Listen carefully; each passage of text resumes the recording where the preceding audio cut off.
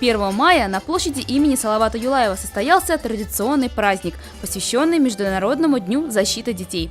Студенты и сотрудники вузов Республики Башкортостан, администрация города объединились, чтобы подарить праздник ребятам. Мероприятие прошло под девизом «Уфа – город для детей». Детский сабантуй начался со слов поздравления от руководства и праздничного концерта с участием творческих коллективов города. Перед конгресс-холлом Таратау развернулись интерактивные игровые площадки. Дети могли подойти к любому волонтеру, под его руководством сделать оригами, нарисовать рисунок, научиться плести фенечку или поиграть в активные игры. Были подготовлены и образовательные зоны. Это игра на профессии, а также на счет.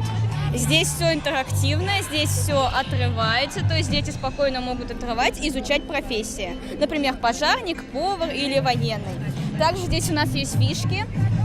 По кубику мы вот так вот ходим, как выпадает число на кубике.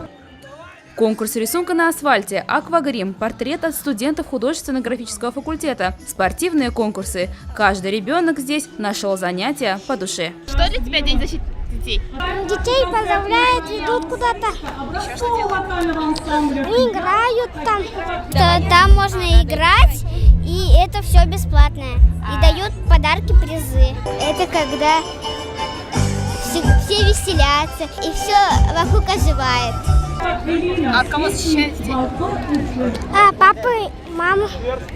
От бандитов. Тебе нравится этот праздник? Да.